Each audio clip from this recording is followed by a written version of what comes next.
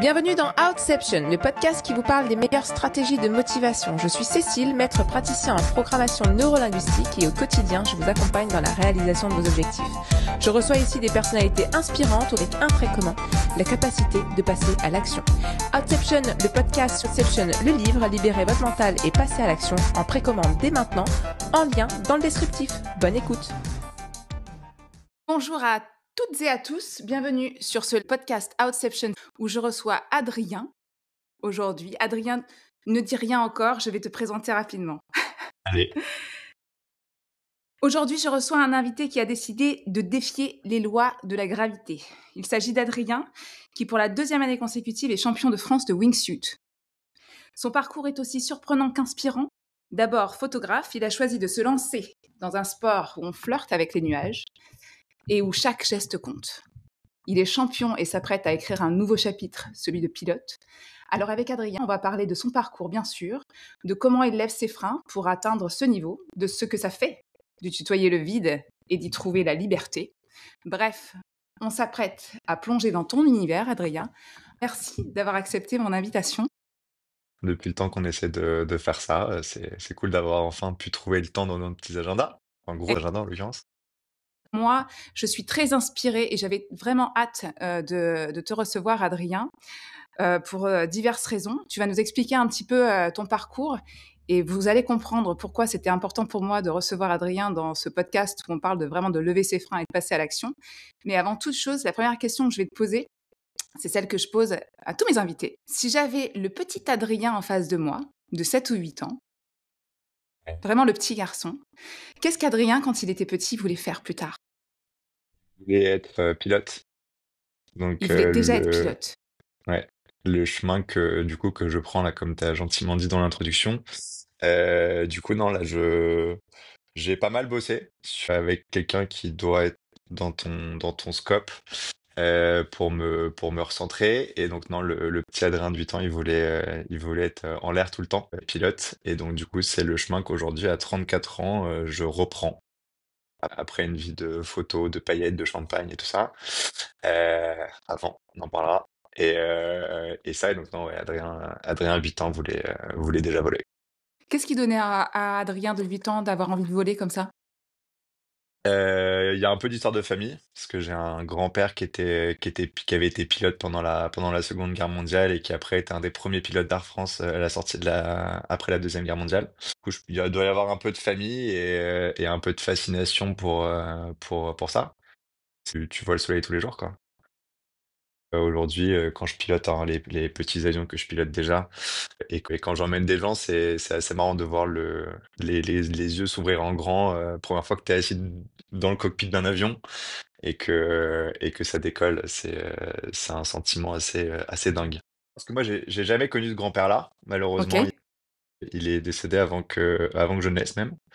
Et donc j'ai jamais connu ça, mais j'ai entendu les histoires, les choses comme ça, et ça m'a toujours fasciné. J'ai eu la chance d'avoir des parents qui aimaient bien voyager, donc j'ai pris l'avion assez jeune, et j'ai toujours trouvé ça assez fascinant, ce moment où tu es au bout de la piste et poum, ça part.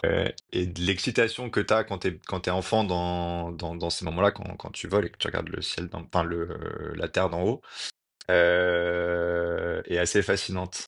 Et comme j'aime bien, et voilà, j'aime bien aussi les choses un peu extraordinaires. Sinon, j'aurais fait du tennis ou du foot. Et, et ça, et donc voilà, donc non, non, je saurais pas te dire comment c'est venu, mais ça a toujours été dans un coin de ma tête. Il y a les histoires de vie qui font que tu t'éloignes un peu de tes envies primaires à un certain moment, dû à certains événements, et que du coup tu prends une autre voie, mais je suis assez content d'aujourd'hui reprendre les rêves du petit Adrien de 8 ans. Alors, on va pas aller trop vite dans ton histoire parce que ce qui m'intéresse justement, c'est la façon dont peut-être le chemin, enfin, vas t'éloigner de ce chemin-là et puis finalement, tu vas y revenir après. Donc, finalement, ton enfance, donc, tu vas pas être pilote tout de suite, si j'ai bien compris. Enfin, je le sais, Non, mais qu'est-ce qui va se non, non, je passer? l'ai pas. Qu'est-ce qui va se passer? Bah non, moi j'ai une enfance de personnes normales, donc à Paris, les écoles, les études, petites divergences à gauche à droite. Et ça, moi j'ai des parents divorcés depuis toujours, parce qu'ils sont divorcés, j'avais 5 ans. Donc voilà, la vie d'un enfant normal de parents divorcés, où tout le monde va bien, chacun fait sa vie. J'ai ma mère qui travaille qui a travaillé chez L'Oréal pendant 35 ans, et mon père qui était directeur informatique de boîte d'assurance. J'ai jamais trop compris ce qu'il faisait, mais dans l'informatique, très ingénieur. Donc j'avais une maman plutôt créative et un papa très très droit, très carré, ou bien les maths et tout ça. Donc non, après, voilà, j'ai fait mon lycée. J'ai pas fait d'études. Parce que bonne crise d'ado. Vraiment, je me mettrais des claques si je me rencontrais à cet C'est âge-là, vrai? Mais comme aujourd'hui. ça, tu Non, sauras vraiment, si tu as des enfants un jour. je sais, c'est pour ça. Non, mais du coup, je me sers de ça sur c'est Bien assez marrant, sûr. c'est les discussions que je peux avoir avec les enfants d'amis ou les enfants de gens que je connais qui partent un peu à côté. Je leur dis, les gars, moi j'ai fait, tu vas juste te compliquer la vie. Fais au moins juste ça et après tu feras ce que tu veux. Et ça, donc après, toujours passionné de photos, depuis toujours, je suis un peu le pote que tu vois dans les films toujours avec l'appareil photo, c'est moi. C'est toi? Et ouais. Il en faut un, hein? Il en faut un. Donc ça, et du coup, voilà, j'ai arrêté les études, et j'ai dit, bon, bah, qu'est-ce qu'on fait maintenant? Là, j'ai un peu fait la fête, un peu trop, à une époque. Après, du coup, j'ai commencé à bosser en photo, en assistant d'abord un photographe, en étant son assistant, enfin, son troisième assistant au début. Après, je suis devenu deuxième, premier assistant, petite évolution naturelle. Je travaillais dans les studios, et après, j'ai commencé à travailler pour moi, avec divers clients sur plein de projets différents. Mais ce que tu es déjà en train de me dire, c'est que finalement, de toute façon, la photo, donc cette partie créative, Ouais. qui est plutôt liée à ta maman, quelque part là, tu quand tu décides ou en tout cas quand, le chemin des études s'arrête pour diverses raisons et Mmh. variées, tu vas quand même dans une trajectoire que tu as choisie. Oui, moi j'ai toujours choisi, j'ai toujours dit que je ferais ce que je veux. J'ai eu ce luxe-là. Après, je me suis offert la chance de le faire. C'est ça, et c'est ce que me disent mes amis si jamais j'arrive au bout de mon chemin de pilote. Ils vont me dire: «Tu te rends compte que tu auras réussi à avoir 2 carrières dans 2 passions?» Le luxe, un peu ultime du truc, quoi. Donc tu le choisis, tu te mets en action pour ça. Je me mets en action, tu vois? Là, que je suis Ça vient pas tout isolé seul, à une non, je suis isolé à 1 heure et demie de Paris, dans ma maison de campagne, à bosser, à bosser, bosser. bosser, tous les jours, lever, sport, baignade, courses, et travail et travail et travail. Donc je me suis mis un peu une routine un peu militaire. C'était déjà comme ça même, dans la photo? Non, c'était pas aussi structuré finalement. Non, La non, motivation, elle est non, pas la même. c'était la motivation, et bah, le chemin est pas le même, et c'est une différence de rigueur. J'ai toujours beaucoup travaillé. Ça, par contre, on peut pas me le retirer. Mais après, c'est un peu plus, c'est pas moins technique, parce qu'il faut être un bon technicien pour être un bon photographe et savoir gérer tout son truc, son planning, les productions en général, parce que on se retrouve assez vite à être photographe, directeur artistique, producteur, et ainsi de suite. Donc un peu gérer tout le scope de la production d'un shoot. Mais c'est une forme différente de rigueur. Tu as moins besoin de calme. C'est tout le temps tout dans l'agitation, tout le temps plein de gens autour, tout le temps plein de choses. Et voilà. Et qu'est-ce qui fait qu'à un moment donné, tu as switché justement? C'était un métier que tu avais choisi et qui te plaisait? A priori, tu me dis que tu as monté même en termes enfin, d'évolution, de carrière, plus ou moins de responsabilité. Donc sur papier, ça a l'air cool. Oui. Non, sur papier, c'est cool. Après, moi, j'ai commencé enfin, les univers évoluent, et on va dire que la mode a évolué vers des choses qui me parlent pas, en fait. Moi, j'ai commencé la photo avant Instagram, TikTok et tous ces trucs-là, avant les influenceuses, et avant certaines idées de société qui ont émergé depuis, avec lesquelles moi, je suis un peu moins aligné. Et surtout, c'est une façon de travailler qui a beaucoup changé et qui correspond plus À ta vision. à ma vision et à ma façon de faire. Moi, j'ai eu la chance, l'énorme chance, d'être vraiment potentiellement dans la dernière génération qui a travaillé avant tous les réseaux sociaux, et où du coup les images avaient une durée de vie très longue, parce que quand tu faisais une campagne, ta photo, elle pouvait durer entre 4 et Mmh. 5, 8 mois, avant d'être entre guillemets «dépassée». Et aujourd'hui, tu as un tel flux d'images dans ces univers, et surtout pour le type de client avec qui je travaille. La façon de travailler qui a complètement changé. Tu prends plus le temps de bien faire les choses, donc c'est un peu rushé. Ah, c'est de la consommation, quoi. C'est de la grosse consommation. Et moi j'ai commencé avec l'argentique. Enfin, moi, mes premières photos que j'ai vendues à des agences de mannequins, c'était en argentique, quoi. J'ai vendu des pellicules. Et donc tu te parlais de ça, moi je parlais de ça avec des assistants que j'ai pu avoir ces dernières années. Les mecs ils me regardent avec des grands yeux comme ça. Bon, même Ça s'il y a existe encore, un retour un peu, mais c'est assez léger et il faut vraiment avoir de la chance pour tomber sur un client, parce que normalement ils veulent les photos pour hier. bien sûr. Donc du coup, c'est un autre rythme de travail et une autre façon de travailler où tu prends plus le temps de faire vraiment les choses très jolies, où tu fais plus ça. Après le Covid, un peu compliqué parce qu'on a tous c'est un peu Une compliqué période de de bosser ouais, pendant bien le sûr. Covid dans nos travails. Et à la sortie de ça, du coup, j'ai dit, OK, faut que je vois. Donc là, je suis rentré en photo technique. Je suis rentré dans les studios des grandes maisons à faire tout ce qui est e-commerce, donc très pointilleux, mais e-commerce, donc sans créativité. Autre que travailler avec les directeurs artistiques et dire, OK, la DA sur ça, moi, je pense que ça, c'est mieux. Et tu bidouilles le truc, mais une fois que c'est validé, après, t'enchaînes ça fois 1000. Et ça. Et donc voilà. Et donc du coup, j'ai bossé pour les grands studios parce faut bien gagner, faut bien payer les factures. J'ai remonté une autre boîte à la suite de ça parce que pour avoir autre chose que je suis quand même un peu entrepreneur dans l'âme. Donc du coup, j'ai monté en plus une boîte qu'on fait tourner avec une associée depuis 6 8 mois dans le e-commerce pour le luxe. Et donc voilà, donc aujourd'hui, je navigue entre mes clients à moi, les clients que j'ai en tant que juste photographe et du coup mes études pour partir voler tous les jours. Alors, qu'est-ce qui fait qu'à un moment donné, donc oui, tu viens de me le dire un petit peu, hein, le fait que finalement, ça sorte un petit peu de ton système de valeurs quelque part. Tu as Mhm. choisi ce métier-là, parce que artistique, parce que créatif et puis donc on sort un peu de ce cadre-là, donc ça t'amuse beaucoup moins Voilà, et ça c'est fait du ça. coup moins de sens aussi pour toi? Ça fait moins de sens, non, parce que j'aime bien la production et que trouver comment tu fais pour avoir le meilleur produit qu'on peut shooter rapidement et que la photo est jolie, c'est une autre C'est un démarche. tout C'est une quoi, ouais. démarche qui est moins créative mais qui est plus technique et comment techniquement tu arrives à faire tout ça. Qui m'intéresse aussi et ce qui est assez intéressant. Mais en fait, à partir du moment où j'ai commencé, comme je te dis, j'ai toujours rêvé de voler. À l'époque, on va y revenir, mais à l'époque, j'avais pas les moyens de me payer la licence de pilote, donc ce que j'ai aujourd'hui pour piloter pour moi. Et du coup, j'ai commencé le parachute. Et ça, et donc du coup, là, j'ai eu un peu enfin, j'ai eu les sous pour. J'ai fait la licence et en fait, là, vraiment la première fois que je me suis aligné au bout de la piste, tout seul en commande, t'es dans ton avion, t'es tout seul, donc c'est à la fois terrifiant et c'est un kiff absolu au début. Et là, je pars et en fait, j'ai dit, je veux faire ça tous les jours en fait. Je veux faire ça tous les jours. C'était d'une expérience à «je veux faire ça tous les jours». C'est quelque Ouais. chose que tu nourris en toi depuis que tu es petit quand même, tu aspires à le développer, mais finalement ce jour-là, c'est ton déclencheur de dire: «Non, c'est ça que je veux faire. C'est vraiment ça que je veux faire». C'est ce jour-là, plus le travail avec un médecin.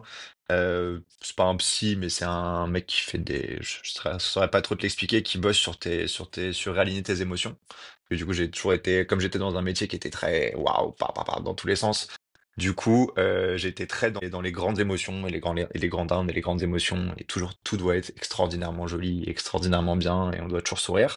Et du coup, j'ai travaillé suite à une période un peu compliquée l'année dernière avec ce médecin en fait et qui m'a réaligné en fait avec le Adrien de quand t'as 8 ans.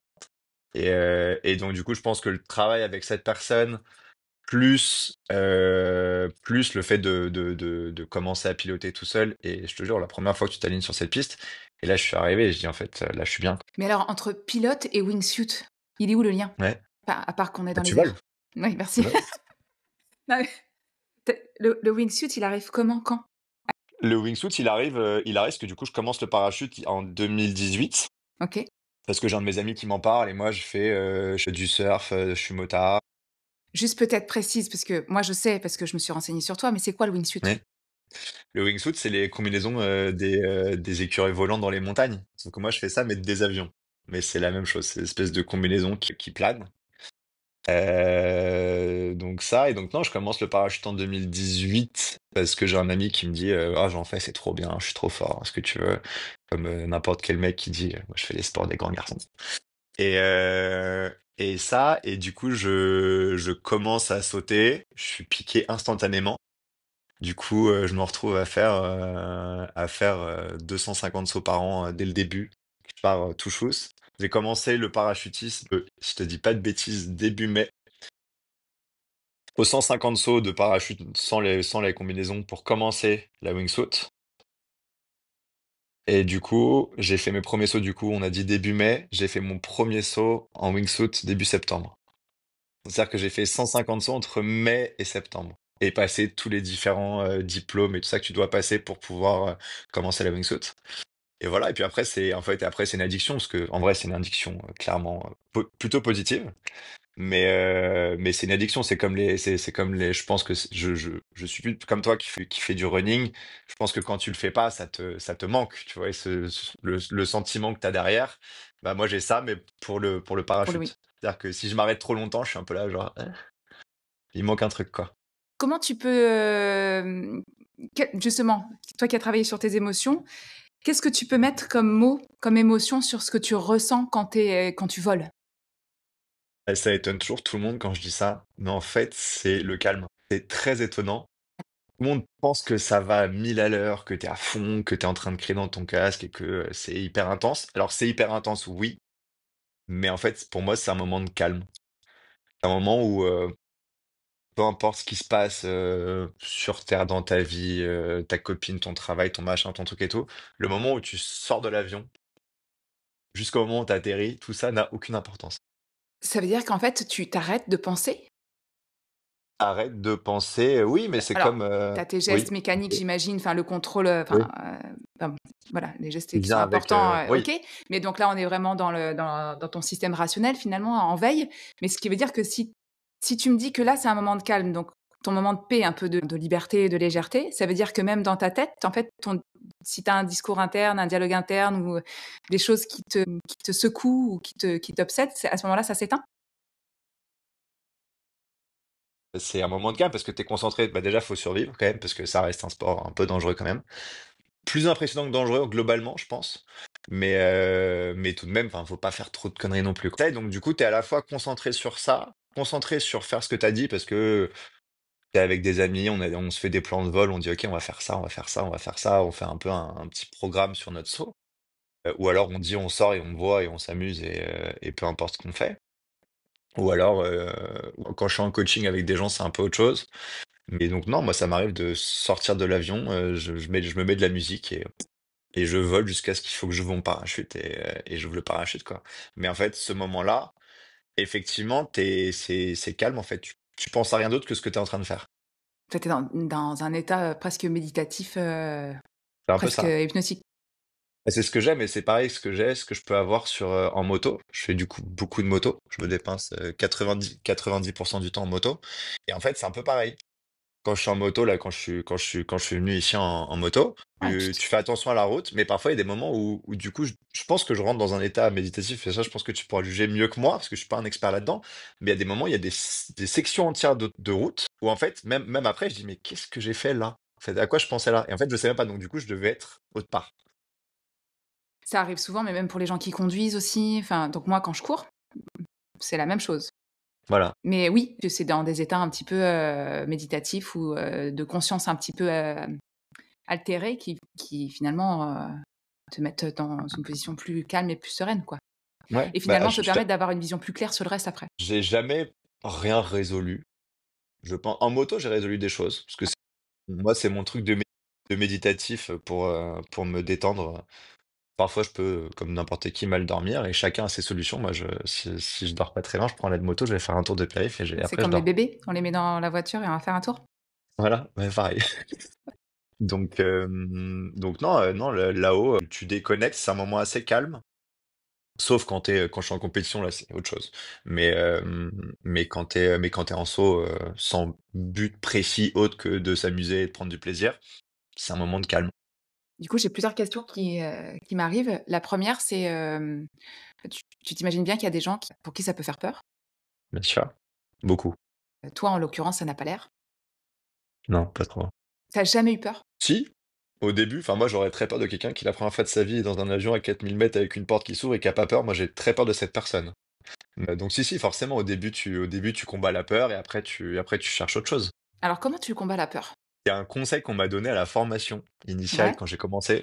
On m'a dit, parce que c'est les premiers sauts, une fois que tu as vu que ça marchait, t'es un Donc peu les sauts, pas rassuré. forcément les sauts tout court, hein, pas forcément en wingsuit, hein? Sauts tout court. Vraiment le premier saut, tout premier saut de ta formation, tout premier saut, t'es tout seul et que t'as deux instructeurs à côté de toi, mais bon, t'es quand même tout seul avec ton parachute. La personne qui a fait la formation, elle a dit, quand la porte s'ouvre et qu'on te dit que c'est à toi, tu prends ton cerveau, tu le poses sur le banc dans l'avion, tu vas à la porte et tu sautes.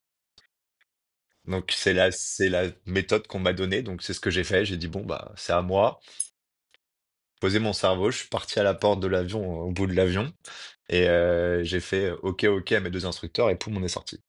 Et la vidéo de mes premiers, ouais, mais la vidéo de mes premiers sauts, enfin de mon premier saut surtout, j'ai les yeux ouverts, donc je suis conscient, mais tu sens qu'il y a personne derrière enfin le cerveau est complètement déconnecté. Ils te corrigent ta position, ils te font des signes pour que tu regardes ton altimètre que tu mets là, ton altimètre, que tu fasses, que tu ailles chercher comme si tu allais ouvrir ton parachute et toutes ces choses-là. Et donc, du coup, ils te font faire tout ça. Mais moi, le premier saut, je capte rien. Beaucoup trop d'infos, j'avais jamais sauté de ma vie. Moi, j'ai sauté directement la formation tout seul, j'ai jamais été accroché à un mec. OK. Et moi, j'ai beaucoup trop d'infos pour le cerveau d'un coup. Et du coup, mon cerveau, il a dit, tu veux faire des conneries, vas-y, sors, démarre-toi. Je Du savais coup, pas qu'on pouvait sauter, seul, sans passer par le tandem. Moi, j'ai oui, sauté une fois, enfin, mais ouais, j'avais quelqu'un ouais. dans mon dos. Tandem. Après, moi, je recommande aux gens de faire un tandem d'abord, quand on me demande. Après, ça, forcément, le problème, c'est que ça, c'est encore des frais en plus. Mais je recommande parce que comme je te dis, c'est énormément d'informations. Premier coup, sans rien. Et j'ai été dans la formation avec des gars qui avaient déjà fait des tandems et moi, qui n'en avais jamais fait. Entre guillemets, ils étaient meilleurs que moi au début. Parce que ils connaissent déjà l'avion, 4000 mètres, la porte qui s'ouvre, le vide. Ils connaissent déjà un peu la sensation. Tu mets ton cerveau de côté une fois que tu te lèves pour aller sur cette fenêtre avant de sauter ou Ouais, de lancer, mais ouais, au avant de début. monter dans l'avion. En fait, t'es excité. Moi, je me souviens que je crois que j'étais très excité. Ça fait une journée que t'es là. Toi, t'es dans ta salle de cours pendant trois quarts de la journée et tu vois en bas les mecs qui montent dans l'avion, qui sautent, qui se posent et tout. C'est des super-héros au début. T'es là, waouh. Enfin, les mecs sautent dans l'avion, ils reviennent avec le sourire, puis ils reparachutent et ils repartent. Vraiment, et moi, j'étais là. En fait, je veux faire. Donc, moi, j'étais hyper impatient. On va vers l'avion. Petit track qui monte, mais ça va. L'avion monte, tout le monde rigole et les gens font en sorte de détendre parce qu'ils savent que tu as tous les débutants au bout. Donc en général, les gens sont plutôt très bienveillants dans cet univers sportif. Et du coup, je vais à l'avion, je suis un mélange de stress et de j'ai trop hâte. L'avion monte, toujours mélange de stress et j'ai trop hâte. La porte s'ouvre et les gens sortent, stress, stress total. Et après, bah, cerveau posé et boum. Et go. Et comment on en vient à la compétition finalement? Puisque double champion de France, sans compter les autres médailles que j'ai pas citées. Comment on en vient à la compétition? J'ai jamais été dans la compète. J'ai jamais fait de compète dans aucun sport avant. J'étais pas naturellement un compétiteur. Maintenant, un peu plus, Pas plus? clairement. Et donc non, et on en vient à la compétition parce que je commence à beaucoup sauter avec un ami que je me suis fait au parachute. Et après, on apprend qu'il y a les premiers championnats. À l'époque, c'était même pas le championnat officiel, c'était une première compétition de wingsuit. Et ça, je dis, vas-y, viens, on s'inscrit, ça a l'air marrant. On fait la compétition, on gagne la première compétition dans la catégorie des juniors. Donc là, je dis, putain, c'est cool. Et en fait, je, je pars du principe que le but dans le maximum de choses dans ta vie, c'est de t'amuser. Pour s'amuser, faut être bon. Et du coup, pour être bon, faut s'entraîner. Et faut beaucoup sauter, enfin faire beaucoup de l'activité qui t'amuse.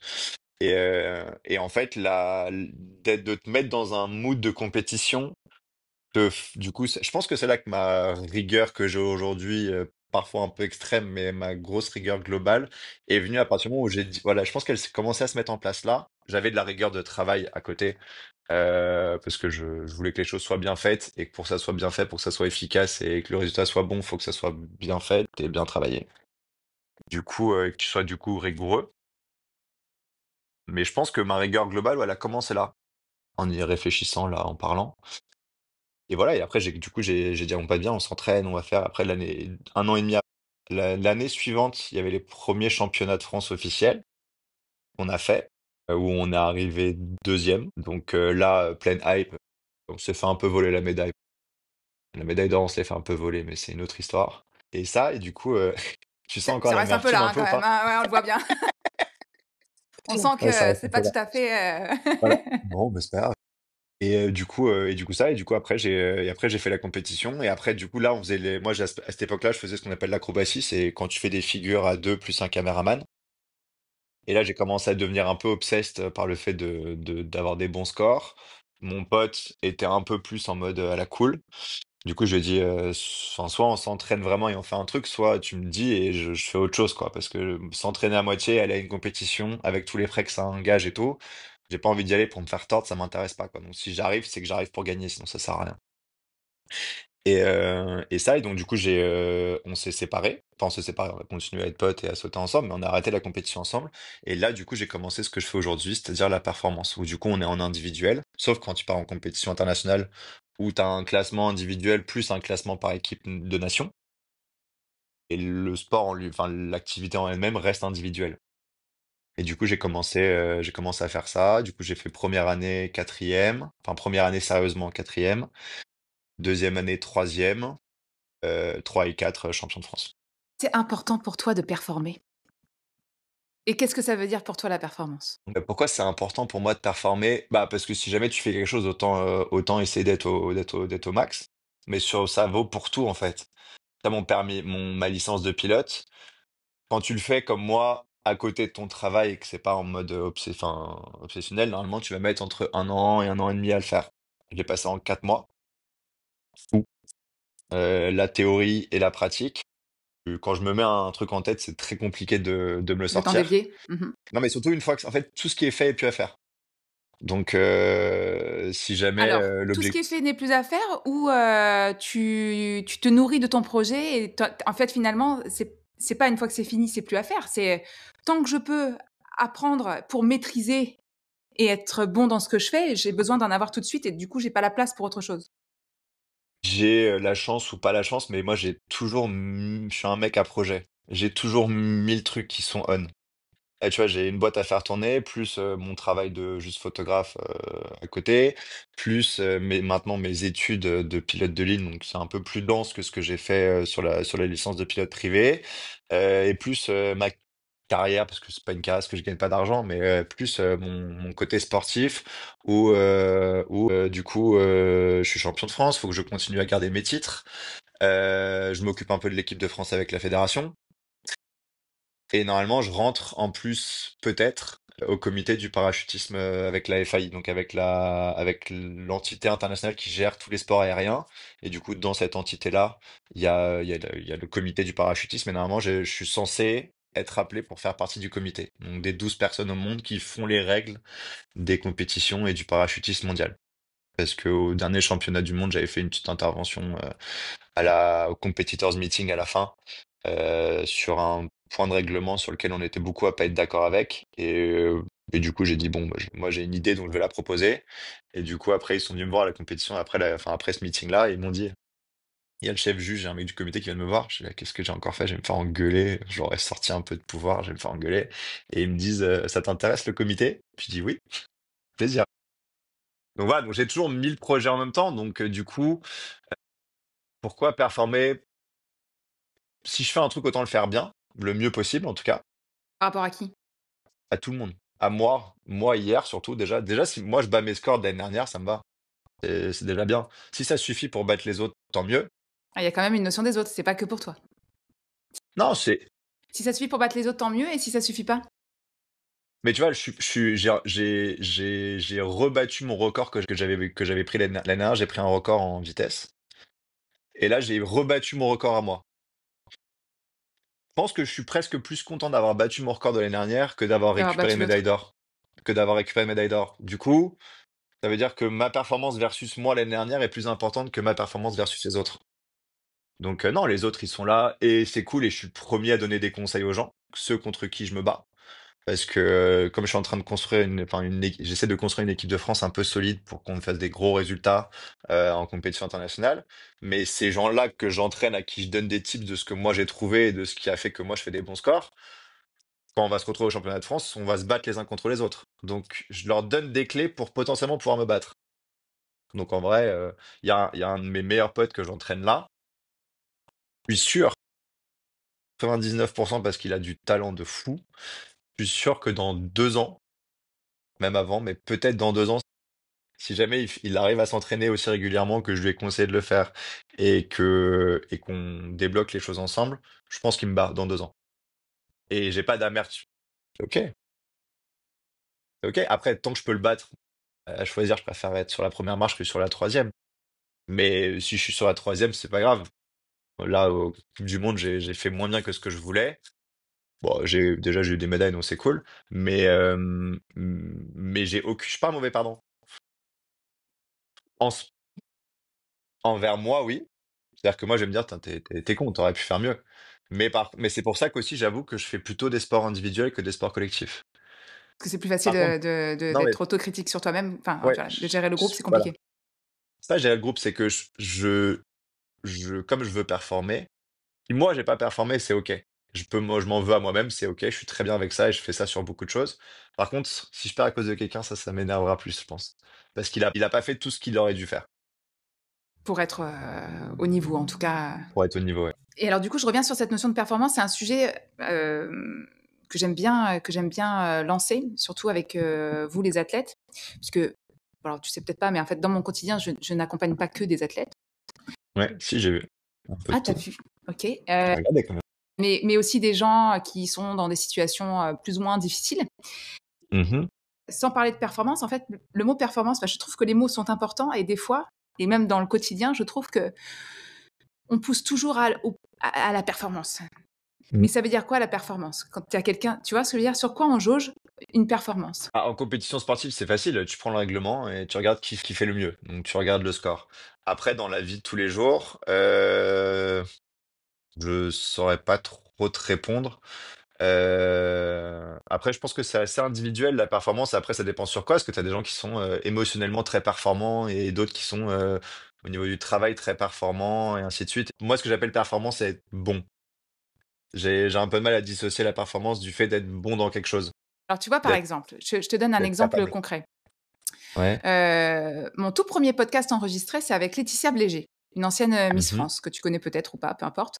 Elle passe de talon au basket dans le sens où elle fait de grandes ascensions. Et elle a traversé aussi le Svalbard. Alors Mhm. oui, elle fait pas des chronos peut-être comme des athlètes reconnus ou non, elle l'a peut-être pas fait en tant de temps ou avec. Mais en soi, ça reste une performance. Oui. Oui, mais c'est ce que je te dis. En fait, la performance dépend de ce que tu me mets en face. C'est-à-dire que moi, si demain je fais je- les trucs d'aéro ou une course comme toi tu fais, déjà, moi, si je la finis, sachant que je C'est une j'aime pas trop performance. ça et que je suis pas bon, déjà, si je la finis, je considérais que c'est une performance, mais c'est ce que je t'ai dit, c'est par rapport à toi, en fait. Donc, en fait, c'est juste tes objectifs que toi, tu t'es mis, et du coup, si tu l'atteins, t'as fait la performance. C'est là où je voulais t'emmener. Je me compare pas enfin, moi, en tout cas, personnellement, et je trouve que les gens, et j'essaie de dire aux gens, c'est pas la peine de se comparer aux autres.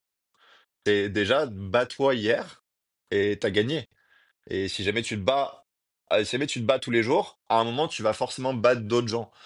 Mais moi, je trouve que la performance, elle doit être envers toi d'hier. Donc une motivation intrinsèque. Alors, c'est là où je voulais t'emmener en fait, parce que donc toi, tu t'es fixé des objectifs qui sont très très concrets, et en fonction de Ouais, ces objectifs très clairs, très précis, même timés dans le temps, tu ouais. vas, pour améliorer ta performance, te mettre en action et développer peut-être des compétences que tu n'as pas, ou en tout cas travailler pour obtenir des choses en plus pour t'amener vers ta victoire.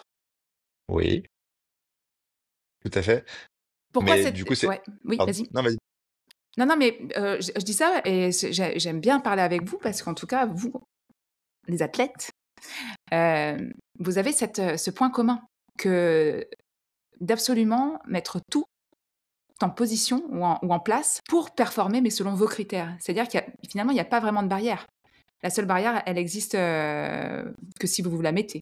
Ouais, parce que Dans la sinon, en tête. fait, si vous vous projetez sur un objectif, ah, là c'est pour ton examen de pilote, mais ça L'examen. pourrait être voilà pour une prochaine compétition, etc. Tu sais que peut-être déjà, tu as une capacité d'analyse sur toi-même, j'imagine, avec un regard objectif. Là, j'aurais peut-être pu faire comme si, ou en tout cas, tu acceptes la critique sur ce qu'on te dit ou pas? Ah, c'est intéressant ça. Mais je pense que je suis généralement plus critique sur moi-même que les gens ne le sont envers moi. Ok, est-ce que ta critique de toi-même envers toi-même, elle est objective ou elle est. T'es hyper exigeant, toi, non?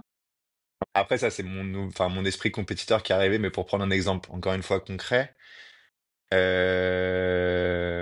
je fais la médaille d'or en France, mais mon objectif, c'était pas la France. La France, entre guillemets, c'est très arrogant de dire ça, mais je pense que je savais que j'allais la reprendre, Ok. ou j'espérais en tout cas, mais j'avais moins peur et j'avais des objectifs sur l'Europe que j'ai pas atteint du tout. Je voulais être champion d'Europe et je suis arrivé troisième. Ce qui est Et quand même une belle performance. ce qui est bien, oui, mais en fait, c'est là où je suis incapable de me satisfaire de. Je peux pas me satisfaire de pas avoir atteint mon objectif. Et tout le monde me dit, mais t'es encore champion de France, t'es machin, c'est trop bien. Je dis, c'est pas mal, c'est bien. Mais le but, c'était ça. Qu'est-ce qui t'a Donc, manqué, tu sais? de l'entraînement. J'ai pas pu m'entraîner autant que j'aurais voulu parce que un peu les sous et un peu le temps. Mais c'est le jeu, clairement. Clairement, clairement. Mais après, là, j'ai récupéré plein de conseils d'amis qui étaient au championnat qui sont meilleurs que moi et qui m'ont donné deux, trois tips. Du coup, je sais ce que j'ai à travailler. Est-ce que tu mets des stratégies ou des routines en place pour, garder ce focus-là, justement? Oui, très, très routinier. Bah, très routinier. En fait, ça va dépendre de ce qu'il y a à faire, mais je suis très discipliné et la routine, moi, me fait pas peur du tout. Là, tu vois, je suis en mode révision à la campagne parce que c'est plus calme qu'à Paris. Et il y a moins de sollicitations de tout. Donc je fais un peu le truc que tu peux voir pas mal sur les réseaux sociaux où tu te retires pendant un an et come back when you're ready. C'est un peu ça ce que je fais. C'est un peu mon année. Donc voilà, donc moi je vais passer, sauf quand j'ai du travail à Paris ou des obligations. Mais tu vois, ici je me suis mis ma routine de je me lève à telle heure, je fais mon sport le matin, je travaille la matinée, avant le déjeuner je vais courir 1 heure. Alors, je déteste ça, mais il faut bien faire un peu de cardio. Ça, Tu déjeuner et détestes, après mais tu y vas. reboulot. Bah, il faut. Il faut, c'est dur, il faut. Ouais. Ah, mais c'est vrai. Non, mais c'est vrai. Faut que j'ai un Il faut et cardio, je j'ai dois, besoin j'aime pas d'avoir. trop. Oui, OK. Parce que quand on dit: «Il faut» et «je dois», ça veut dire qu'il y a quand même une partie de toi qui est en résistance. Il y a une partie de moi qui aime pas ça, mais je pense que c'est comme le café sans sucre. J'aimais avant, je sucrais mon café comme un taré et maintenant je peux plus boire un seul café avec un gramme de sucre. Et du coup, je me dis que peut-être un jour je vais aimer courir. On verra, ça peut-être ça viendra avec la pratique. Donc ça veut dire que mentalement, quand tu fais quelque chose qui va tu arrives à te mettre en action si c'est quelque chose qui va t'apporter pour la réalisation de ton objectif, même si ça te plaît pas beaucoup. Et pour le coup, intérieurement, il y a plus de frein. Pareil, tu poses ton cerveau, tu dis: «Ah, il est l'heure d'aller courir, je vais courir». Alors, je suis pas à la minute près. Là, je l'ai pas fait par exemple, donc je le ferai tout à l'heure. Mais tu vas le faire quand même Donc du coup, tu vois? ouais, je vais le faire un moment, ouais. Oui, bah, Parce que c'est il comme faut, ça. il faut. Il faut. Même si t'aimes pas ce mot, Non, j'aime pas ce mot. pourquoi? Non, parce qu'il faut, il y a une notion de contrainte, vraiment. Tu vois, tu dis Non, c'est pas une contrainte, c'est juste que j'aime pas ça. Moi, je prends pas pour l'instant, je prends du plaisir à la fin, mais pendant le moment, je prends aucun plaisir. Zéro. mais tu essaieras de voir, quand tu te parles, tu sais que tu te parles toi à haute voix comme tu fais là, plutôt que de dire, «Il faut que j'aille courir», «J'aime pas ça et je vais aller courir». Et ça fait pas Oui, la mais même c'est ce chose que à je l'intérieur de toi. bah, intérieurement, je me mets, je dis: «Bon, bah, c'est maintenant». Je me dis pas: «Il faut», je me dis: «Bon, bah, vas-y, go, hein». Bah voilà, ben ça change tout, Sûrement après moi, ça je change me dis tout. jamais, «Il faut que tu y ailles», tu vois? Ou alors ça, c'est quand je suis à la bourre et là, je vois l'heure et je fais: «Oh putain, faut que j'y aille». Tu vois? Ça, oui. Mais comme là, ici, j'avoue que c'est tranquille. Du coup, je fais un peu tout ce que je veux à l'heure que je veux. Et enfin, j'ai pas beaucoup de contraintes, en vrai. Et c'est juste qu'il y a un moment où enfin, il y a un moment où je vais aller courir.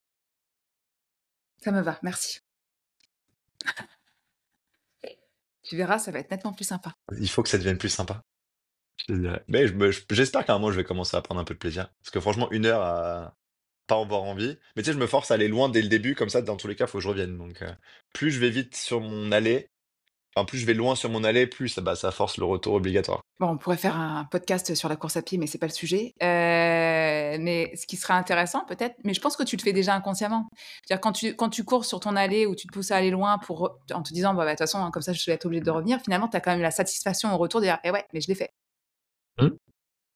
Ouais, après je me mets des points, mais c'est dans beaucoup de choses, mais c'est quand j'ai un goal sur un truc comme j'ai des goals assez gros, en général sur beaucoup de choses, je segmente le chemin.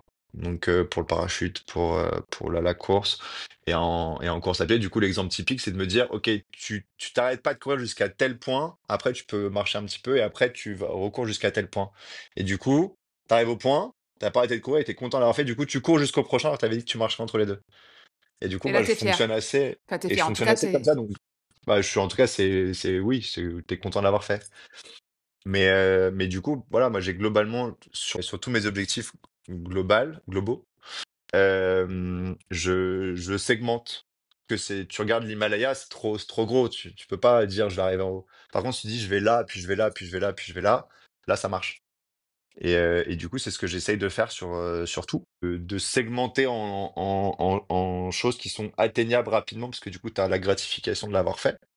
Du coup, tu te prends une dose de gratification qui t'aide pour aller sur l'étape 2 et 3 et 4 et 5. Est-ce que tu penses qu'il y a des choses qui pourraient vraiment te limiter ou enfin, carrément te freiner, quoi? T'empêcher de faire quelque chose? Ah oui, OK. Mais propre à toi-même? Franchement, non, pas trop. J'ai pas j'ai pas de peur irrationnelle, enfin, j'ai peur des choses normales comme tout le monde, chacun a ses petits stress et non, je pense pas. Je pense l'homme avec un grand H est capable de vraiment faire tout. Il y a pas grand-chose qui est pas faisable, après, enfin, il y a les limites physiques de la Voilà. vie et je peux pas aller nager dans l'espace, parce que sinon je vais mourir, Oui, puis dans le mais cadre des sinon. capacités aussi propres à chacun. Ouais, mais je pense que tout le monde est capable de tout faire. C'est pas parce que je fais de la wingsuit que je suis ni meilleur ni moins bon qu'un autre, c'est juste que j'ai travaillé pour pouvoir le faire. Donc n'importe qui travaille pour le faire, peut y arriver. J'aimerais bien qu'on revienne sur un événement aussi, mais je crois savoir que tu as eu un accident. Ouais, gros, je me suis raté très fort. Bah, alors du coup, est-ce que tu veux bien nous en toucher 2 mots quand Ouais, même? Parce que ouais, du vas-y. coup oui, bien sûr. Non, non, moi j'ai, du coup, c'était si je te dis pas de bêtises, c'est 2021. Non, c'est juste après ou avant le covid? C'était avant le covid. Au milieu? Je sais plus. Enfin, on va dire 2021. Je suis à 500 sauts. C'est un peu la phase de confiance. T'es rien arrivé, et tu là: «OK, c'est facile, je suis le plus fort du monde». Et bah, du coup, t'es pas le plus fort du monde et tu es quand même dépendant de toi. Et du coup, j'ai fait une espèce d'accumulation d'erreurs. C'est là où je dis que le parachute est pas dangereux, sauf si tu accumules les erreurs. Et Mmh. tu vas vraiment te faire mal parce que tu vas accumuler une petit problème, petite erreur et là, tu vas te faire mal. Et c'est ce qui s'est passé. Je suis parti avec un ami qui est un peu moins bon que moi et du coup que j'étais en train de conseiller, de travailler avec lui sur des trucs. J'ai pas fait attention où est-ce qu'on allait, parce que du coup nous on se déplace beaucoup. Et du coup là je vois qu'on est loin. Et là il y a mon côté pas bon de flemmard qui se réveille, de j'ai pas envie de marcher. Avec la wingsuit, le parachute, j'ai pas envie, donc moi je rentre. Et du coup on se parle et je lui dis on est loin, on repart. Enfin, on repart, suis-moi et si t'arrives à rentrer tant mieux, mais moi en tout cas je vais faire ce qu'il faut pour moi rentrer.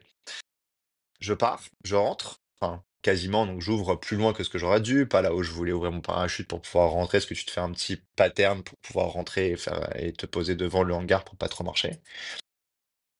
Du coup, j'ouvre loin, je m'insère dans le circuit de posée tard. Première erreur, j'ouvre loin, et je veux surtout absolument rentrer. Une erreur.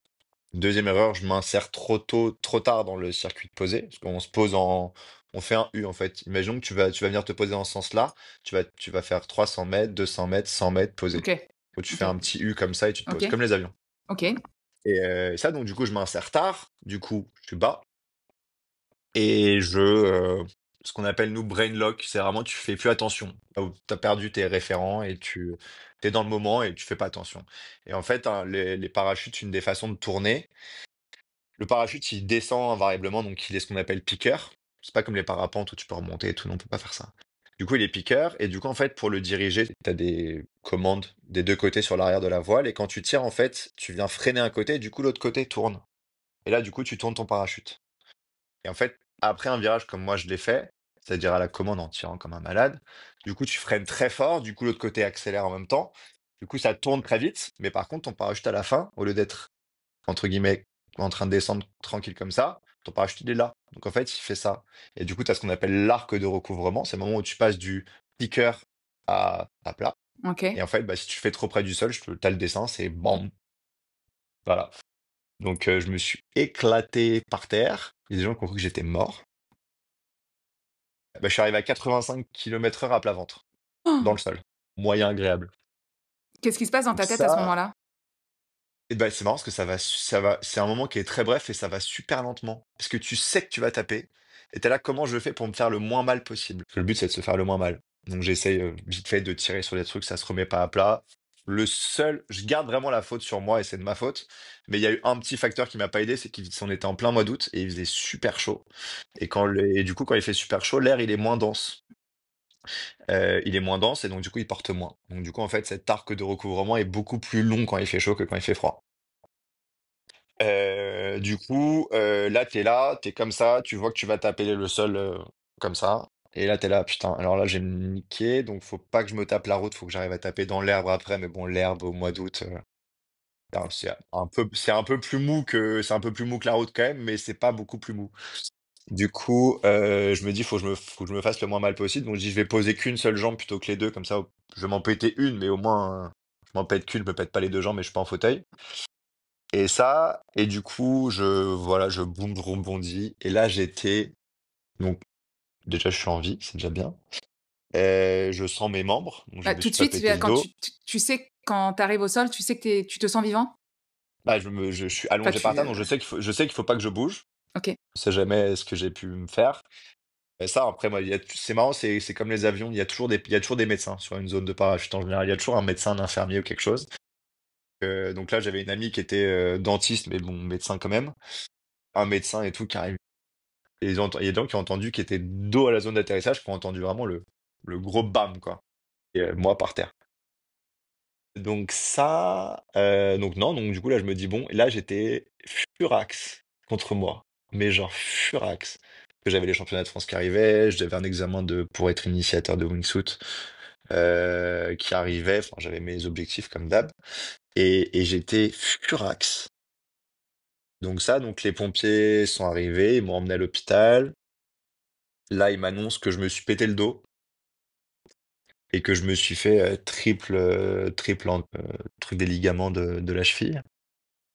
Du coup, ils me disent, bah, tu vas du coup rester allongé pendant le temps qu'on reçoive ton corset. Et du coup, j'ai eu un corset, mais du coup, qui te font sur mesure. Donc, en fait, tant que t'as pas le corset, t'as pas le droit de te verticaliser pour pas exercer de pression sur ta colonne vertébrale. Donc, t'es allongé pendant 6 jours. Je te laisse imaginer à quel point ça m'a fait plaisir. Donc non. Et après, je quitte l'hôpital de Compiègne. Donc, la cheville plâtrée et le dos cassé et mon corset. Donc, on est le 2 août, hein. C'est un été vraiment agréable. Mais là, quand on est allongé, là, qu'on a risqué, enfin qu'on est passé à côté de la mort, hein, clairement. Mhm. En tout cas qu'on n'est pas passé loin. La première chose que tu me dis, c'est: «Je suis en colère». Ah, j'avais pas mal en fait. Quand t'es par terre, là, t'as pas encore mal, t'as mal. J'ai eu mal après. Est-ce que tu et là, est-ce que tu te dis que tu vas recommencer quand même? Donc tu pas peur? Si tu veux, c'est pas parce qu'une erreur que tu vas la refaire et t'apprends de tes erreurs en général. Du coup, j'ai eu mon accident le 2 août et j'ai refait mon premier saut après ça le 26 décembre. Harcelé mon kiné en mode quand est-ce que je peux sauter? Et là, il me dit, je lui dis, ah, je peux sauter? Il me dit, c'est bon, parce que j'ai un événement là de parachute en décembre, je pars au Portugal, sauter avec des potes et tout. Et ce J'ai le droit. premier saut-là, derrière, comment tu l'as vécu?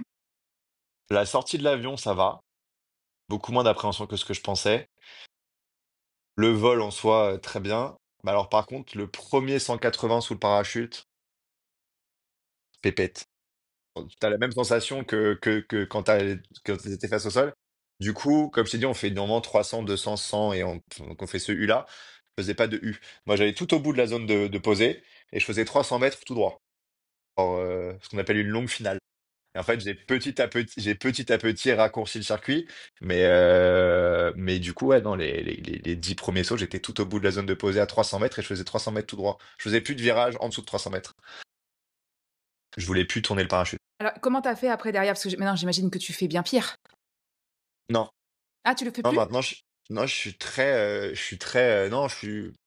moi, j'ai pas de discipline. T'as une discipline dans le parachute où ils vont à fond la caisse près du sol avec des toutes petites parachutes et tout machin. Moi, j'ai pas du tout ça. De un, ça m'excite pas du tout. Le seul danger qu'on a au final dans ce sport, c'est le sol. Avant le sol, c'est que de l'air, de l'eau, il y a rien. Là, au wingsuit, c'est p ah oui, si, j'allais dire si, parce qu'après quand tu t'échappes au parachute, forcément c'est la même, Oui, c'est la même c'est la même chose. chose. Heu, Mais en soi, finalement, ça, cet événement, ce trauma, hein, parce que ça s'appelle un trauma, Ouais. c'est complètement derrière toi maintenant? Ou ça Oui. revient des fois?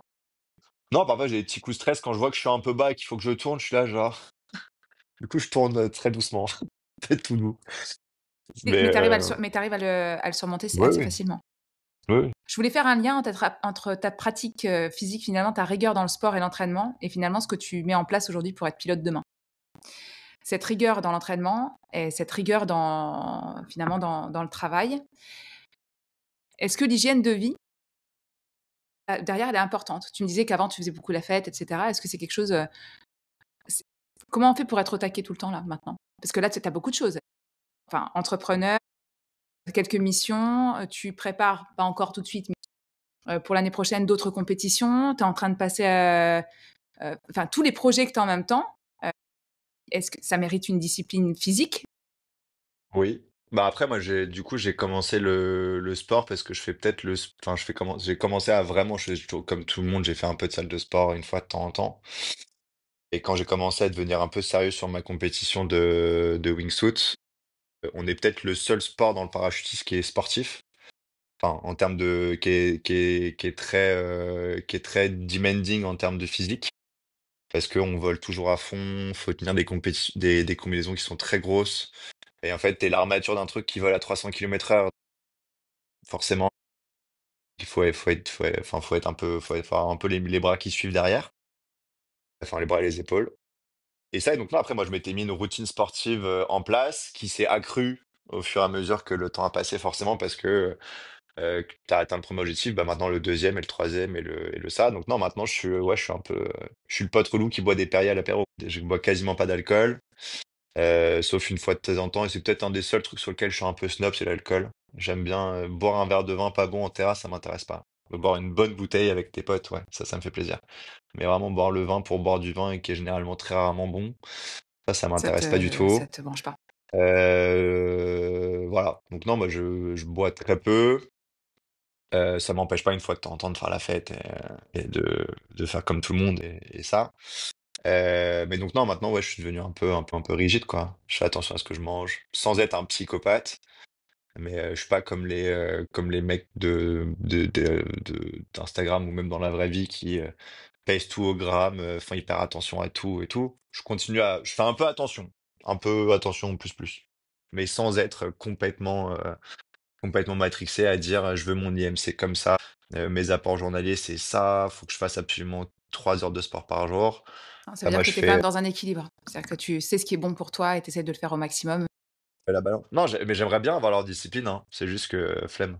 Enfin, j'ai trop de choses à faire. Je pense que les gens qui font ça, c'est parce que c'est leur job et donc quand tu vois les mecs, sur Instagram et j'avoue, qui sont tankés, les Guillaume Walt et tout ça, enfin tous ces mecs-là, qui ont des physiques absolument dingues.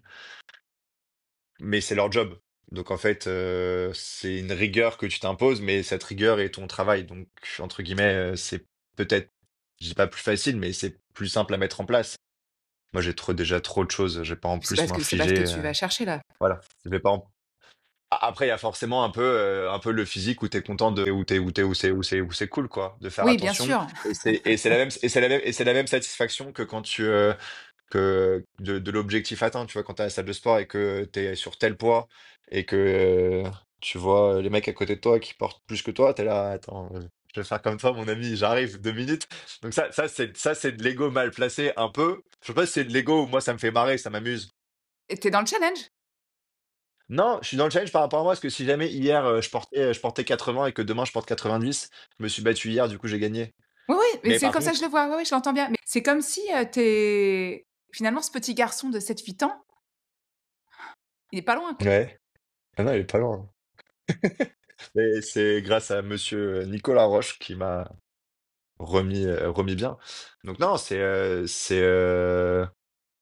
ouais, je suis en constante compétition contre moi-même, mais ça amuse un peu mes proches qui rigolent de moi et ça les fait beaucoup rire. Et tu vois, je suis assez maniaque sur certains trucs. Je range le lave-vaisselle comme un maniaque, par exemple. C'est un truc très con, mais tout est aligné. Et les fourchettes, elles sont alignées les unes à côté des autres, et les couteaux, tac, tac, tac, tac, tac. Donc, non, le but, c'est d'être toujours meilleur qu'hier dans tout ce que tu peux être meilleur qu'hier. Donc, du coup, la rigueur globale vient avec ça pour servir l'objectif. Et Adrien, dans 10 ans, il fait quoi? On verra, je sais pas. Il est pilote, j'espère. Il est pilote et Si, papa, s c'est possible. ah, pilote et papa, très bien. Pour, pour emmener son enfant, à exaucer tous ses rêves aussi? J'espère.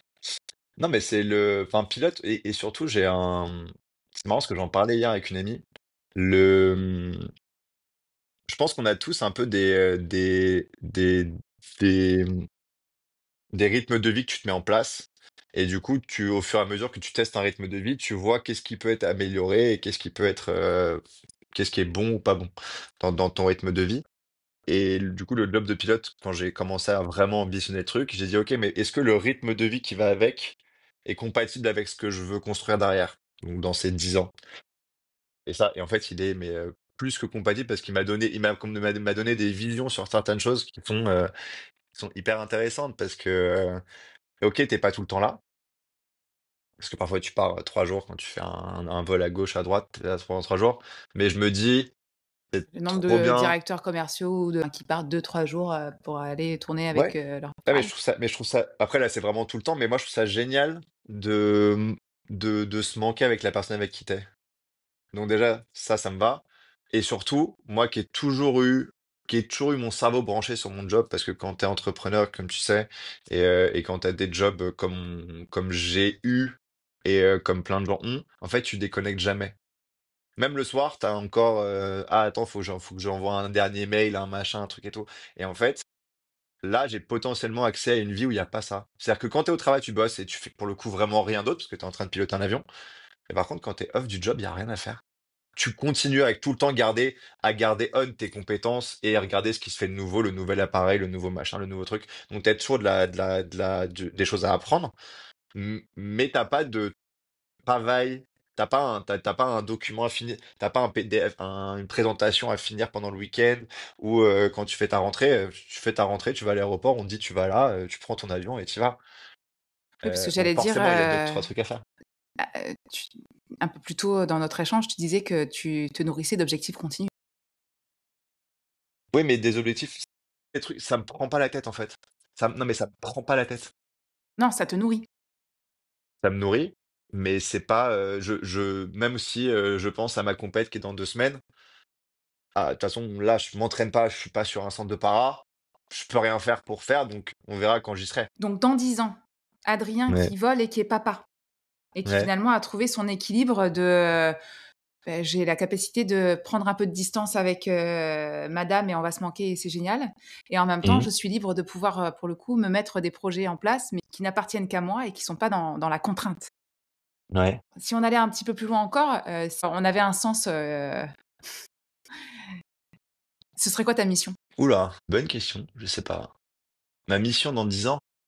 Ou dans enfin, tu vois, on laisse passer les années qui arrivent finalement, toi tu as l'air d'être, en proie à vivre intensément quoi et à Mmh. réaliser, ce qui semblait important pour toi, Ouais. avec les yeux de ce petit garçon-là ou pas, hein, avec un petit peu d'adulte aussi à l'intérieur, mais en tout cas il est là. S'il devait y avoir une mission, un sens à tout ça, ce serait quoi? Qu'est-ce que tu vas chercher? La paix? Moi, j'aime bien être tranquille. En fait, le but, c'est de mais globalement, tu vois, là, je suis au milieu de la campagne tout seul. J'ai mes potes qui viennent me voir de temps en temps, ma famille et tout ça. Enfin, c'est chez ma mère, donc heureusement, elle fait ce qu'elle veut, les gens vont et viennent. Mais, mais ouais, non, déjà d'avoir accompli encore un objectif. Donc, si j'y arrive, je vais y arriver, mais on va voir en combien de temps, mais je vais y arriver. Mais, non, je sais pas ce que je cherche. Non, vraiment, c'est la paix et le fait d'être serein. D'être serein et c'est un job qui va m'amener, je pense, un peu plus de sérénité que ce que le job d'avant m'a apporté. C'est un toujours à flux tendu, donc j'ai des années où j'ai hyper bien travaillé, j'ai gagné beaucoup d'argent, des années où j'ai beaucoup moins bien travaillé, j'ai gagné beaucoup moins d'argent. Donc tu équilibres tes flux à chaque fois et c'est pas un job, serein. Ça a 1000 côtés hyper agréables. J'ai adoré ce que j'ai fait. J'ai adoré l'ambiance, l'adrénaline, la créativité avec les gens avec qui tous les gens que j'ai pu rencontrer, génial. Les choses que j'ai appris sur les mauvaises personnes, j'ai appris plein de choses aussi sur les personnes que je veux jamais avoir dans ma vie, parce que j'en ai rencontré plein. Mais ouais, non, je pense que l'aboutissement, c'est quand t'es serein, en fait, quand tout roule. Je suis pas flippé de la routine, même si j'ai 1000 trucs pour casser la routine tous les jours parce que j'ai 1000 activités qui sont très loin d'être routinières et très loin d'être, basiques. Mais, même si, aucun mal sur les activités basiques, je pense que ouais, je un peu plus de sérénité, hein, tranquille. Serein, ça veut dire quoi? Serein, ça veut dire, lié à l'argent ou lié à l'activité? Non, les activités, je ferai toujours, je vais me mettre un peu au tennis parce que mon frère joue au tennis, mais je ferai jamais des activités, avec aucun j'ai besoin de ces rushs d'adrénaline et de waouh dans l'activité que tu fais. Voilà, je veux faire ça. Je sais déjà ce que je veux faire. J'ai mon objectif en parachute. Une fois que je l'aurai atteint, je ferai autre chose. Je continuerai à sauter pour rigoler Toujours avec mes plus loin? potes. Ouais, Toujours c'est une plus bonne fou? connerie après, ouais. Ouais, un peu. Bah, vas-y, c'est quoi? On en reparlera. Non, je pense OK. que j'ai envie de faire de la voltige en avion. Tu sais, les courses que tu vois dans les pylônes, là, avec les petits avions qui vont super vite. Je crois que j'ai envie de faire ça après. Mais d'abord, il faut que je sois champion du monde dans mon sport et après, j'entraînerai les futures équipes de France. Mais par contre, après, ouais, je pense que j'aimerais bien faire ça. Ça a l'air très marrant et j'ai un pote qui a un pilote de trucs un peu fous comme ça, et La ouais, je pense que je ferais sécurité, la ça. sérénité dans ta vie professionnelle, sur terre, les 2 pieds sur terre et l'adrénaline, dans les airs, quoi. Ou enfin dans les airs, déjà j'espère que j'aurai des enfants, mais quand j'aurai des enfants déjà ça va Il y être aura de un gros job. l'adrénaline. Voilà, il y aura de l'adrénaline dedans. A priori les chats font pas des chiens donc du coup, on risque de se marrer. Mais oui, ouais, une espèce de bah, après moi j'avoue que l'argent est important pour moi parce que pas en tant qu'argent, mais en tant que moyen pour profiter et en fait, c'est l'accès à la liberté pour moi. C'est le seul intérêt de l'argent, d'être libre. Les époques où je travaillais, où j'avais la chance de très bien travailler, gagner beaucoup d'argent, enfin pas mal d'argent, j'avoue que la liberté que ça amène, c'est un grand kiff. Où vraiment tu te poses pas de questions, tu as marre, tu bosses comme un taré pendant 5 mois, tu en as marre et du coup tu pars, en vacances, 3 semaines. Tu demandes rien à personne, tu prends ton truc et tu te barres et rien n'est pas faisable. Donc ça, c'est hyper agréable. Du coup non, c'est un aspect qui est important. Bon, j'ai eu de la chance, hein, j'ai toujours, bien travaillé et pu faire ce que je voulais et avoir l'argent dont j'avais besoin. Mais voilà, mais par contre, enfin dans mon job, même encore aujourd'hui, tu passes ton temps à courir derrière, à aller chercher des clients, des machins, des trucs et tout. C'est pas juste ton job qui te rémunère, c'est ton job plus tous les trucs à côté. Et comme, du coup, j'ai plus, l'envie d'aller faire la teuf tout le temps, aller aux soirées de machin, aller à trucs, tout ça, ça m'intéresse plus du tout. Du coup, forcément, l'argent se calme parce que du coup, tu as plus accès au même job auquel j'avais et j'ai plus les mêmes envies et du coup, comme je fais plus tous ces événements-là j'étais dans un job de réseau, donc faut toujours être à l'événement d'un tel, à la soirée de telle marque, à la soirée de trucs et tout, parce que c'est là que tu rencontres les gens. Du coup, ils te voient et du coup, ils pensent à toi pour les jobs et donc du coup, tu travailles bien. Et comme ça, je préfère être sur les drop zones, en pleine campagne à ce temps par acheter avec mes potes, le week-end. Du coup, je suis plus dans ces soirées-là. Du coup, il y a moins d'opportunités. OK, Adrien, bon, une dernière question et après je te laisse puisqu'on arrive quand même à la fin de cet échange. Si tu devais Ouais. donner un seul conseil aux personnes qui nous écouteraient, qui peut-être, se mettent des freins conscients ou inconscients ou qui aimeraient faire des choses, pour exaucer leur rêve de petit, il ou elle de 8 ans, Peut-être. Ouais, ce je serait pense quoi? que c'est ce que je te disais au début, c'est que je pense qu'on est c'est c'est la seule limite, c'est de un son imagination, sur ce qu'on est capable ou pas capable de faire et après c'est un peu de discipline, malheureusement. Faut se donner les moyens de ses ambitions. C'est une phrase très cliché mais que j'aime beaucoup et qui voilà, je pense que tout le monde peut tout faire et si moi j'ai pu le faire, je suis très normal, j'ai pas de capacité extraordinaire, j'ai pas 195 de QI, ou 15 000 points de courage de plus que n'importe qui, c'est faisable. Après, c'est juste à la volonté de chacun à l'investissement que tu mets dedans. Faut juste être conscient que forcément, si jamais c'est parachute, par exemple, c'est une activité qui, pour arriver à un certain point, demande c'est même pas la notion de sacrifice parce qu'il y a pas de sacrifice, c'est une question de choix. Moi, je fais plus, les soirées, tous les week-ends. Moi, mes potes, ils proposent des soirées, je leur dis: «OK», mais moi, je viens, je dîne, à minuit, je suis parti parce que demain matin, je pars à 7 heures pour aller m'entraîner. Donc c'est juste, voilà, pour moi, le seul conseil, c'est faites. Enfin, tout est n'importe qui peut faire n'importe quoi et la seule limite, c'est son imagination, son c'est même pas son ambition, c'est l'énergie qu'on veut bien mettre dedans et le temps et moi, je vois pas Si, trop ouais, d'autres limitants que ça. mais Qu'est-ce que tu penses? mais moi, je pense que le résultat, tu l'obtiens si tu as 3 éléments, dans l'équation. C'est ta motivation, l'envie de, déjà. Tu vois, par exemple, si demain je te dis, «Viens faire un marathon avec moi», tu vas me dire: «Je suis pas sûre». Bon, parce que tu auras peut-être Un pas jour l'envie. Ah! si, en vrai, un jour, sinon, un vrai marathon, non, mais j'ai envie de faire un jour, mais parce que c'est partout sur partout et que j'ai pas mal de potes qui l'ont fait et je leur ai dit: «Moi aussi, je vais le faire un jour, je vais faire un Ironman un jour». Oh waouh! Je sais pas comment, j'adore nager, mais j'aime ni courir, ni faire du vélo. La motivation, c'est vraiment est-ce que j'ai envie de? C'est la base. Après, c'est est-ce que j'ai les capacités, donc physiques ou financières, de le faire? Parce que tu parlais de financier tout à l'heure, donc je le mets dedans, mais en vrai, c'est, tu vois, enfin, demain, je veux sauter en wingsuit. Est-ce que j'ai l'envie? Je pourrais avoir Oui, l'envie. oui. Est-ce que j'ai la capacité? A priori, je pense que je l'ai. Mmh. Ou en tout cas, s'il Oui. m'en manque, je suis en capacité de me mettre en mouvement pour l'avoir. Donc, la capacité, elle y est. Et puis après, c'est la mise en action, c'est l'action. Qu'est-ce que je mets en place? Mais c'est ce que tu dis. Donc, je ne peux qu'être d'accord avec toi. Moi, je dis que si vous avez vraiment envie, c'est votre faculté à vous, comme tu viens de le dire. Et tu l'as très bien résumé. C'est la base, c'est un petit peu d'énergie, un petit peu d'effort, beaucoup de motivation. Et si on n'a pas toutes les capacités, on va les chercher et on se met en action. Le secret, c'est l'action. Tout le monde est capable de faire tout. Personne n'est limité. Il y a 2-3 facteurs ou un peu quand même, mais sinon globalement, ça dépend que de toi.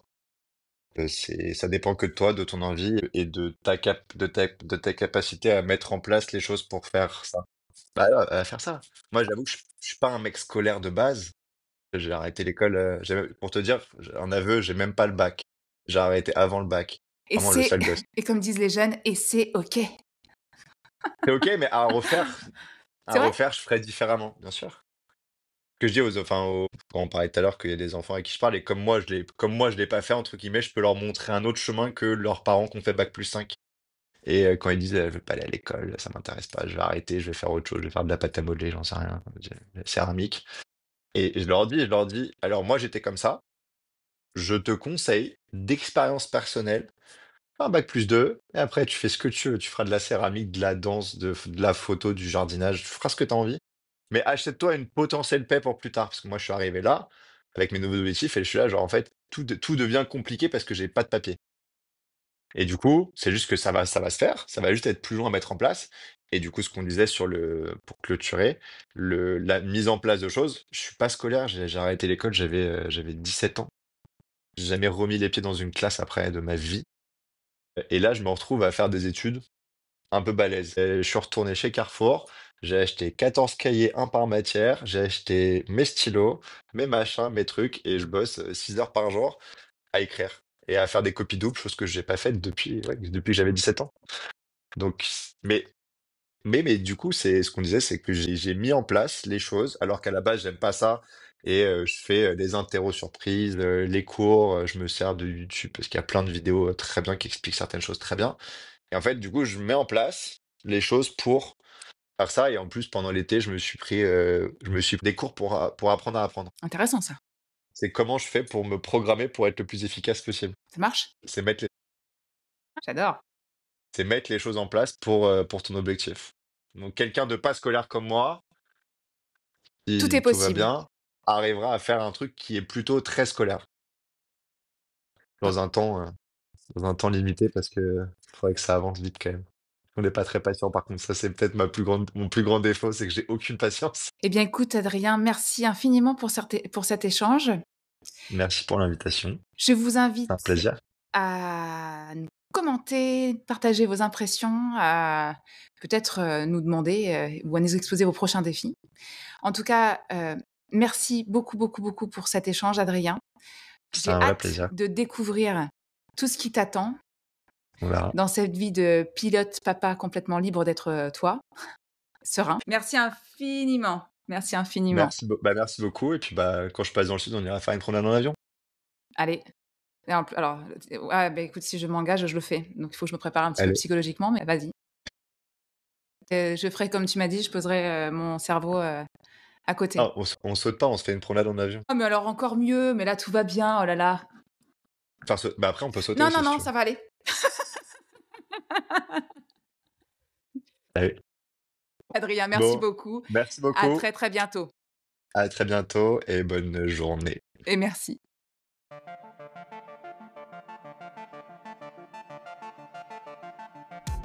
Merci d'avoir écouté, visionné cet épisode. J'espère qu'il vous a plu. Je vous invite à m'envoyer un message si vous-même vous souhaitez passer à l'action et lever vos freins. N'hésitez pas à vous abonner et rendez-vous très bientôt pour un prochain épisode.